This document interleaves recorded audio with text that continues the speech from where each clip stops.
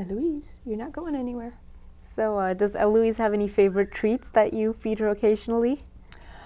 No, because I'm very careful about not getting my cats used to people food because I don't want them up on the counters or when I'm eating, you know, trying to mooch off of me. She does like catnip. What I like to do is I'll take the catnip and I'll put it in a paper bag and they sort of crawl in and all of a sudden the paper bag's rolling across the floor, you know, because they're rolling around in it.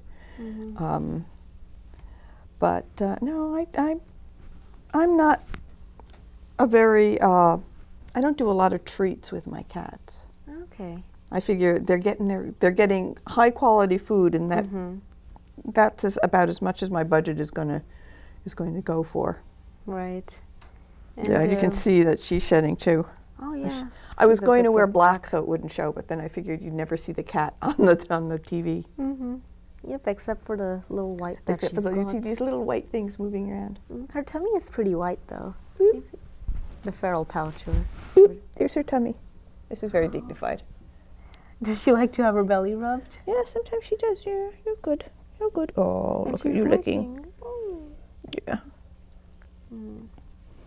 What a good girl. You're such a good girl. So she became friendly with you like almost immediately then? She's always been pretty friendly with me, and you know, she knew that my lap was a place of refuge, so that when Fiona was chasing her, sometimes she'd run up and just leap up on my lap, and I'd be looking down at Fiona sitting there looking really indignant. Oh. But she wouldn't attack on my lap. Yeah. So how old is Fiona now? I figure Fiona is about 8. Oh, okay. A year younger than Maya. Yeah. I got her, again, after she'd had a litter, and I figure she was at least a year old. I don't think she was much older.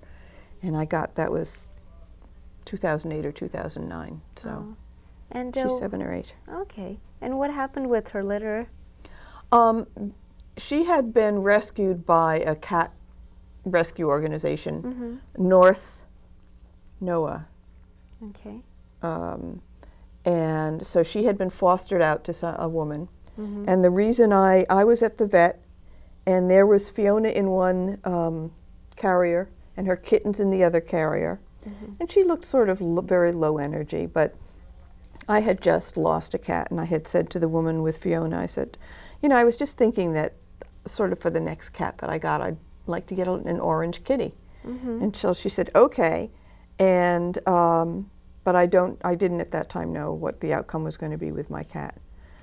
So that was Wednesday. On Friday, I was going down to pick up Fiona, which I had thought maybe I'd have a couple weeks grace time, but no, it was Friday. Oh yes, you can come get her, because I called them and said I was interested. And what I think is very interesting is as I am driving through Boston, because she was down in the South Shore, rainbows. Wow. You know, there's these great rainbows, so I'm thinking, okay, that's a good sign. Right. Sort of auspicious. And it was, because Fiona has been a very nice cat to have, except when she's chasing poor Eloise. But now they've got they'll look at each other and it's like, okay, we're running. Zzz, and then they go. There's not the yowling and attacking and jumping It'll around. take some time. Yeah. And Eloise is a better jumper than Fiona. Oh, okay. So I'll notice them running, and then as soon as she hits, like, she'll be running through the room, and the next thing I know, she's on top of the the low filing cabinet. And Fiona just keeps going. And then sort of looks around like, oh, where did she go? Well, Very clever kitty, yes. Yeah, that's a trick she picked up then. Yeah. The jumping. Yeah, she's very good. And she will get up on counters, and I will look at her and I'll tell her to get down, and she knows she shouldn't be there. So she listens to you too? Nah, nobody ever listens to me. I sort of push her off. Down, push. And cats have an amazing ability to increase their weight. It's like they connect to the primal gravity source or something. Yeah. So I can be trying to push her off the counter. She's just not moving. Or maybe she's just a little heavy. Well, that too, but when she wants to stay somewhere, she sort of lets you know. Even if I let her know that she's not staying. But she's very good-natured about it all. So do you have any toys that she plays with? Balls or anything? No. I have had some little catnip, pillow type of things, little ones, and they occasionally, I've seen them carrying them around. But I think as cats get older, they're less likely to play and just more likely to want to sleep somewhere. I can relate. Let me curl up somewhere comfortable. I find her sleeping on my bed on my pillow. Oh, that's sweet. Yeah. So now I make sure to make the bed and cover up the pillow because I love waking up in the morning and sort of like taking the cat hair off my face. It's kind of a therapy. I don't blame you. I like when she sleeps on my bed too. Yeah. For a short while, at least. Eloise. Eloise.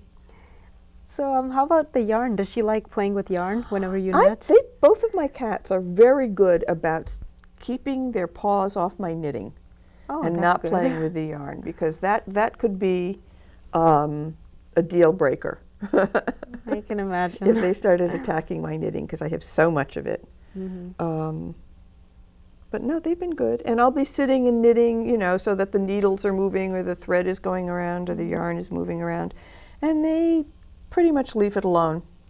Oh, that's great. Yeah. I don't think a kitten would. No, that's another reason for sticking with an older cat.